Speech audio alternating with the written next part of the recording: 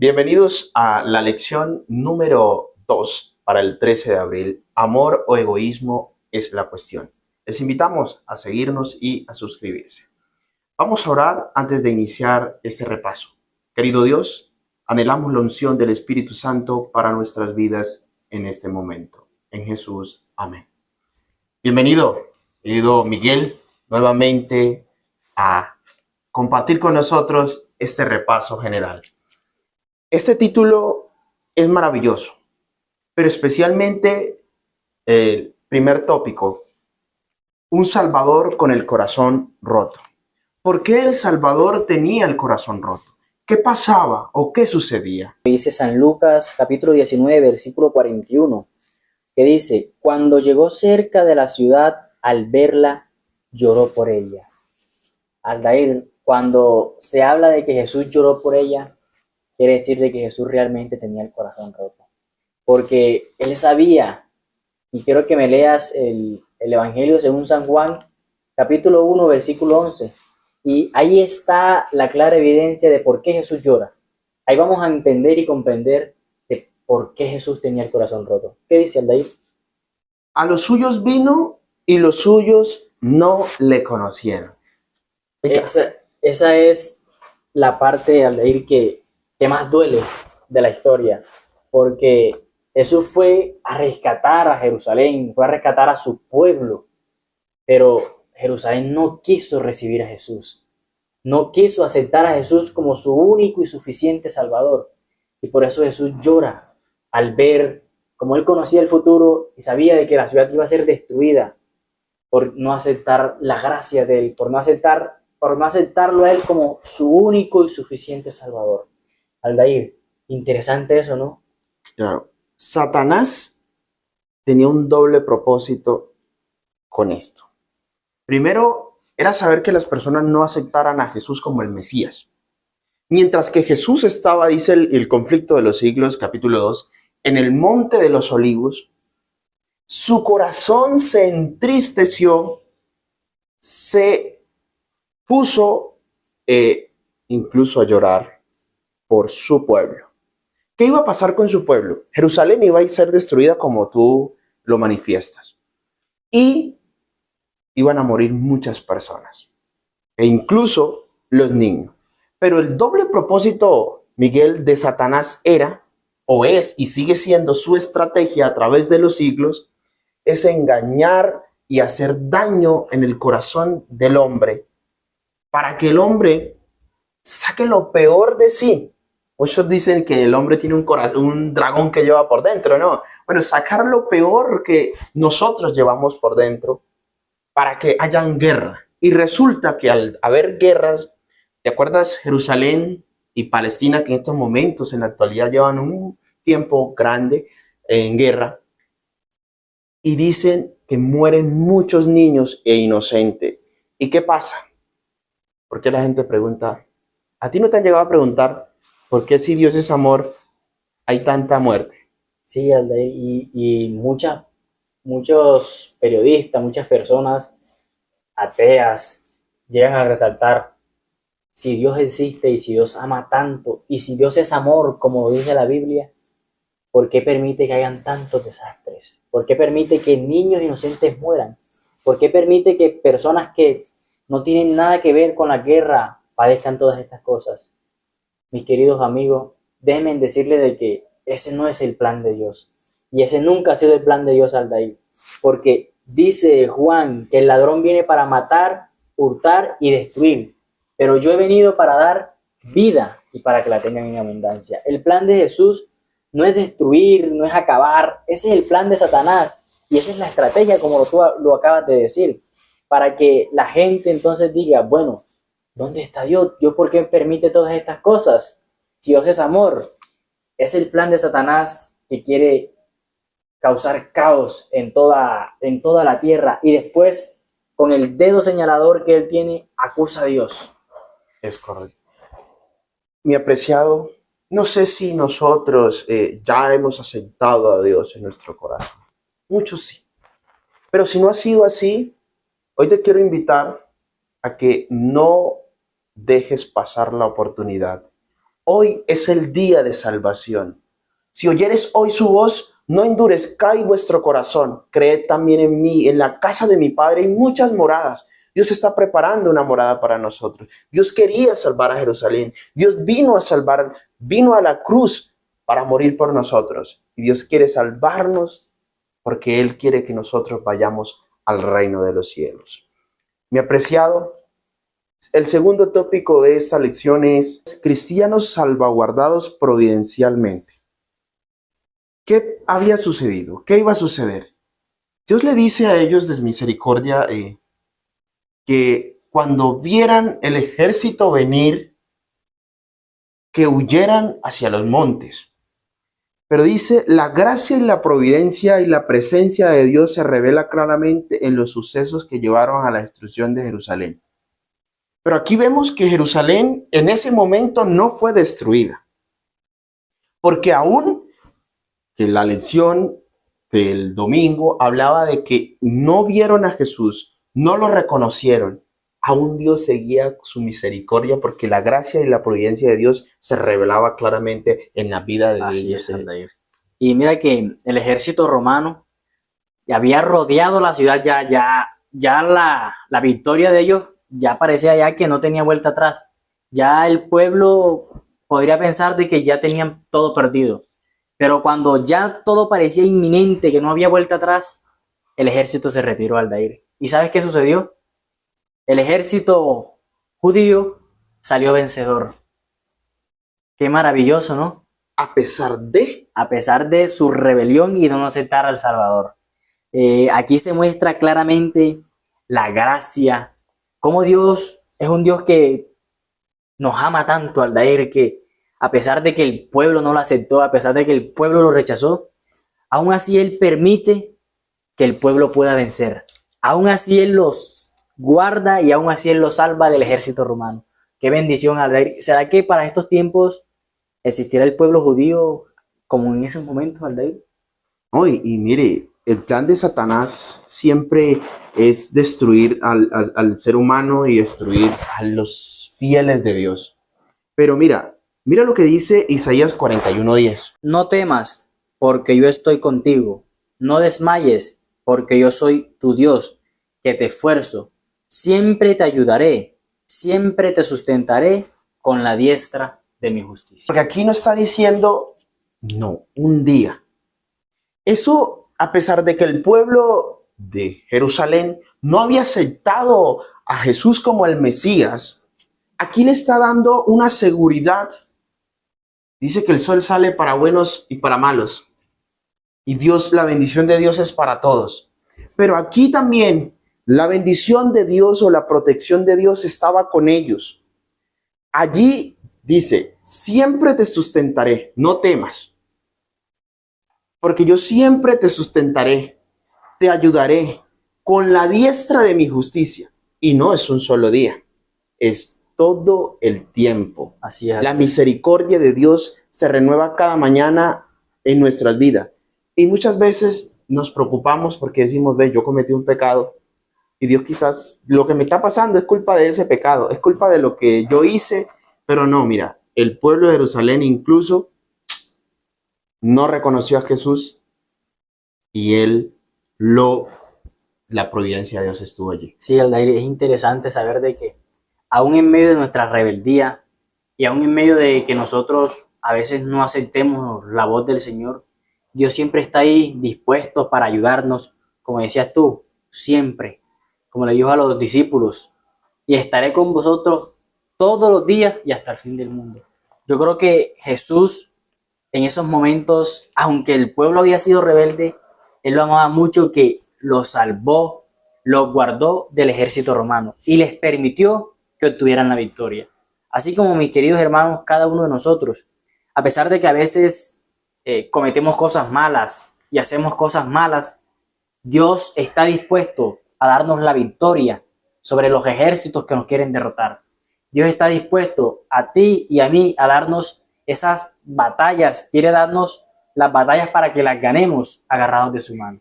Pero Aldair, yo creo que debemos hacer al revés como el pueblo de Israel. Debemos de aceptar cada día la gracia perdonadora, transformadora y la gracia que salva de Cristo Jesús. Amén. Salmos capítulo 46. Dios es nuestro amparo y fortaleza, nuestro pronto auxilio en las tribulaciones y en los problemas. Así es. Si hoy estamos padeciendo problemas y dificultades, confiemos que Dios es nuestro amparo, nuestra fortaleza en los momentos de dificultad. Para ello, confiemos en Dios plenamente. Tercer punto es fieles en medio de la persecución. Qué interesante que aún en los momentos de dificultad, aún en los momentos del crisol, cuando el cristiano es probado, existen hombres y mujeres que se mantienen firmes en medio de la aflicción. Aldair, interesante porque aún en el pueblo rebelde que no quiso aceptar al Mesías, había también un grupito de fieles. Había un grupito de que sí aceptó realmente a Jesús como su Salvador. Y interesante, Aldair, porque vemos de que en este mundo hay tanta maldad, tantas cosas malas, pero aún en tanta maldad y en tantas cosas malas que se presentan en este mundo, también hay un pueblo, así sea pequeño, hay un pueblo que Dios lo mantiene fiel, lo mantiene firme, y hay un pueblo que se mantiene fiel a las cosas del Señor, y que aun cuando vaya a ser perseguido, y aun cuando en estos tiempos que nosotros vayamos a enfrentar persecución, que vayamos quizás a ser encarcelados, como dice el conflicto de los siglos, y injustamente vamos a ser acusados, pero siempre vamos a mantenernos fiel porque Dios tiene en esta tierra a un pueblo fiel. Mira que dice el conflicto del siglo. Bajo el imperio de Nerón se desató una persecución total sobre los que creían en Dios, sobre los que creían en Jesús, en el Mesías. Dice, los cristianos eran inculpados calumniosamente de los más espantosos crímenes y eran señalados como la causa de la mayor calamidad. Hambres, pestes, terremotos, desastres naturales. La culpa eran los cristianos. La culpa eran los seguidores de Cristo. Pero tengo algo más interesante todavía que dice, en las persecuciones más encarnecidas, estos testigos de Jesús conservaron su fe sin mancha. Es algo muy poderoso, como tú lo acabas de decir. Aun cuando las persecuciones sean difíciles, porque vamos a padecer de persecuciones, mis queridos hermanos, aun cuando parezcan esas persecuciones que sean inminentes sobre nosotros, nosotros debemos de mantenernos fieles con la fe intacta en nuestro Salvador, porque Dios siempre va a salvar a su pueblo. Dios siempre va a mantener a su pueblo salvaguardado. Y nosotros debemos de permanecer fieles al Señor en la persecución, fieles al Señor en esos momentos donde nuestra fe va a ser probada. Y como acaba de leer Aldair, el pueblo que se mantenga firme con la fe intacta debemos de ser tú y yo. Mira, a pesar de todo eso, ellos llevaban el evangelio. Hago una pregunta, ¿cómo pudo el evangelio tener tanto éxito en medio de esa crisis? Vamos a leer el libro de Hechos, capítulo 2, versículo 41. Hechos 2:41 nos habla que el pueblo de Dios se multiplicaba a pesar del momento que vivía, que era la persecución. ¿Cómo puede o cómo pudo el pueblo de Dios tener esa victoria? Vamos a leer. Hechos 2:41, mis hermanos, dice: así que los que recibieron su palabra fueron bautizados y se añadieron aquel día como 3,000 personas. ¿Gracias a quién? A Cristo Jesús. A Cristo Jesús. Gracias a que aún cuando el pueblo estaba pasando persecuciones, siempre había un pueblo dispuesto a llevar el evangelio de salvación. Y en esos momentos el Señor añadió a la iglesia como 3,000. Mis queridos hermanos, no nos preocupemos y aún en el medio de las persecuciones mantengamos nuestro evangelio eterno y llevándolo, porque Jesús siempre nos respalda y cuando nosotros le somos fieles a Él, Él siempre estará con cada uno de nosotros, como dice Isaías. Claro, mire que los discípulos y los primeros cristianos, aunque fueron perseguidos, ellos siempre predicaban el evangelio, tenían éxito, pero ¿cuál fue el secreto de su éxito? Fue tener el Espíritu Santo. Ellos estuvieron en el aposento alto. Mientras estaban en el aposento alto, el Espíritu vino sobre ellos y ellos hablaban en lenguas. Entonces, allí, para tener el Espíritu Santo, no tenían miedo alguno, aunque fueran sacrificados o martirizados. Mi apreciado, ¿qué sacamos con esto? Nosotros tenemos la libertad hoy de predicar la palabra de Dios y no lo hacemos. Pero resulta que los primeros cristianos tuvieron la dificultad de la persecución, de que iban a ser muertos, porque la causa, dice el conflicto de los siglos, de todos los males, según eran ellos. Ellos eran la peste, ellos eran el culpable de que el pueblo de Israel estuviera así, de que el pueblo en ese momento, estuviera así. Y entonces los buscaban a matar. Tenían que cortar de raíz el problema, y el problema eran los cristianos.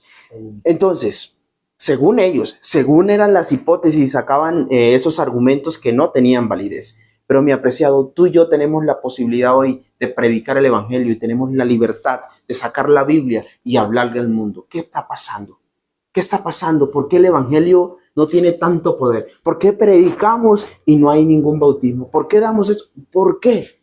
Estamos haciendo quizás las cosas mal, pero hoy invito a que invitemos nuevamente, no en la redundancia, el Espíritu Santo en nuestras vidas para que Él sea ese ayudador y que transforme los corazones de las personas. Este cuarto punto tiene como subtítulo asistencia a la comunidad. Que el evangelio es práctico, de que el evangelio es buscar las necesidades de las personas que nosotros estamos queriendo evangelizar o traer a los pies de Cristo. Pero mira, quiero que leamos en el libro de Mateo capítulo 4, versículo 23, la estrategia que Jesús usó para llevar el evangelio. No es así. No es así que como nosotros quizás queremos. El objetivo es hacer lo que el maestro hizo. Así es. Sigue, dice el texto, Jesús recorría toda Galilea e enseñaba en las sinagogas de ellos, predicaba el evangelio del reino y sanaba toda enfermedad y toda dolencia en el pueblo. Entonces, Miguel, el plan de Cristo era atender la necesidad. Iba a ayudar, iba a no solo a salvarle su vida, sino también sus dolencias. Así es, Alba. Y creo que el único método que nos dará éxito es el método que utilizó Cristo. Y nos damos cuenta de que Cristo iba y sanaba. Él por donde iba, donde recorría en las ciudades, Jesús primeramente llegaba a las personas que tenían dolencias, que se sentían mal, que necesitaban ser curadas de algo, y Jesús hacía el milagro allí. Y vemos de que Jesús jamás se escondió del pueblo. Él siempre estaba pendiente de su pueblo y siempre quería darle la asistencia a su pueblo. Y Aldair, en la iglesia primitiva dice que se convirtieron más de 3.000 personas. ¿Será que los discípulos de Jesús también utilizaron ese método? ¿Cómo lo podemos comprobar? Claro, vamos a leerlo. Vamos a ver que aquí en Hechos capítulo 2, versículos 44 y 45 nos damos cuenta de que los discípulos también utilizaron el método de Cristo y el cual el método les dio mucho éxito. Dice la palabra de Dios: todos los que habían creído estaban juntos y tenían en común todas las cosas. Vendían sus propiedades y sus bienes y los repartían a todos según la necesidad de cada uno. Los discípulos también siguieron el ejemplo del maestro y también hicieron lo mismo. Y vemos de que el Señor a eso le añadía las personas que iban a ser salvas, nos dice el versículo 47. Ese fue el resultado. O sea, porque el cristianismo no es solo teorías, porque es muy bonito predicar, muy chévere, y nosotros aquí hablar y compartir con ustedes ese mensaje. Pero si nosotros no llevamos a la acción, dice que la fe sin obras es muerta. ¿Sí? Sí. Debemos hacer las obras no nos salvan, pero sin tampoco las obras nos salvamos. Yes. Entonces, los discípulos y todos los primitivos vendían sus propiedades. Hermano, ahí donde nosotros nos preocupamos y cuando nos quitan lo más preciado, y tú sabes que los bienes, tanto sacrificio, construir, tener una casa, tener un carro, una moto, y hacerlo y venderlo para ayudar al necesitado, muchas veces nosotros ayudamos de lo que nos sobra. Pero aquí esta lección nos muestra que desea que nosotros vivamos un cristianismo lleno de obras y de misericordia con el necesitado. Porque dice, tuve sed y me diste de beber. Tuve hambre y me diste de comer. Fui forastero, estaba desnudo, con frío y me vestiste. Mira, eso es lo que quiere Dios para nosotros. Que llevemos un cristianismo práctico. Mira, ellos atendían sus necesidades. Jesús se preocupaba por las necesidades de la gente y los sanaba. ¿Te acuerdas cuando tú decías ahorita que Jesús pasaba por un lugar y todo el mundo quería estar allí? Bueno, resulta que cuando Jesús pasaba, la mujer samaritana que tenía un flujo de sangre escuchó que Jesús venía. ¿Y fue a qué? A buscar sanidad. Tenía 12 años. Muchas veces la gente nos busca como cristianos porque desea que nosotros los ayudemos. Usemos el método de Cristo, mi preciado. Usemos Exposalud, hagamos obras de caridad, llevemos mercado, necesitamos, ayudemos al vecino, al hermano que quizás no tiene de comer, para que este evangelio, para que haya más resultados de predicar el evangelio y de gente que se bautice y acepte a Jesús. Quinto punto, el legado de amor. Interesante, Aldair. Y vemos, si notamos, el significado del legado de amor es algo que viene de más allá. O sea, es algo que nosotros lo tomamos como un ejemplo. Queremos seguir las mismas huellas de algo o de alguien. En este caso, nosotros buscamos seguir las huellas de Cristo Jesús, las huellas que Jesús nos dejó instituidas en su santa palabra. Pero dice, un legado de amor. Y quiero invitarlos, mis queridos hermanos, a que leamos el libro de Juan capítulo 13, versículo 35. Voy a leer desde el versículo 34. Un nuevo mandamiento os doy, que os améis unos a otros, como yo os he amado, que también os améis unos a otros. Y el versículo 35 dice, en esto conocerán todos que sois mis discípulos, si tenéis amor los unos por los otros. El amor está puesto como mandamiento sobre nosotros. O sea, a más de ser un llamado que el Señor nos hace a amar a mi hermano, a amar a mi prójimo, es un mandamiento que está instituido en su santa palabra. Y Aldair, yo no sé si tienes una cita por ahí de Primera de Juan, capítulo 4. Leemos el versículo 7 y el versículo 11. Primera de Juan, capítulo 4, el versículo 7 y el versículo 11 nos van a mostrar cómo nosotros o a quién nosotros debemos amar y por qué lo debemos amar. ¿Por qué yo debo mostrar amor por mi hermano? Es necesario. ¿Por qué, Aldair? ¿Qué nos dice Primera de Juan 4, 7 y 11?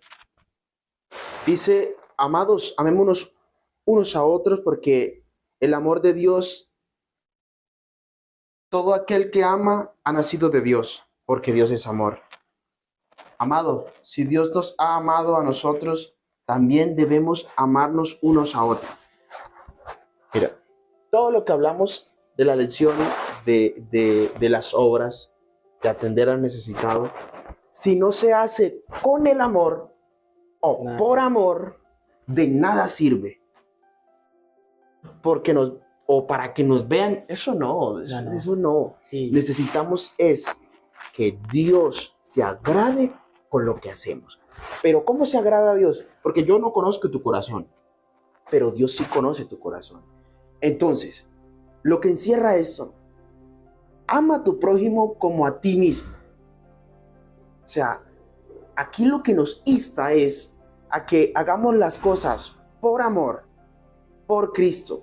Mi apreciado, es un mandamiento. Dios invita aquí al pueblo a amar, pero también es una ordenanza que sin eso no podemos ir al cielo. Y Aldair, algo interesante, y es que, como decías tú, y lo dijo Pablo, de nada me sirve yo hablar miles de lenguas, de nada me sirve a mí dar tantas cosas a los necesitados si no tengo amor. De nada me sirve yo hacer tantas obras de caridad si no lo hago con amor. Y el amor no es dar algo que a nosotros nos sobre, porque cualquiera da algo que le sobre, Aldair. Así como los discípulos hacían, que se quitaban el pan de su boca para dárselo a otra persona que estaba también necesitada. Y mis queridos hermanos, para finalizar con este repaso de esta semana, todo esto nos encierra en una sola cosa, que con el amor lo podemos todo. Dice 1 Juan 4:8, el que no ama No conoce a Dios porque Dios es amor. Dios es amor. Dios es amor, mis queridos hermanos. Y así como Dios es amor, Él quiere que tú y yo también brotemos ese amor. Porque nosotros debemos imitar a Jesús. Jesús nos dijo que lo imitáramos a Él. Y como Jesús está lleno de amor, está lleno de obras de caridad con amor, así tú y yo también debemos de tener amor los unos por los otros. No teniendo pleitos ni problemas, sino tratando de cada día amarnos cada día más y que el amor de Cristo brote por nuestros poros y que reflejemos de que realmente Jesús vive en nuestro corazón. Dios te bendiga.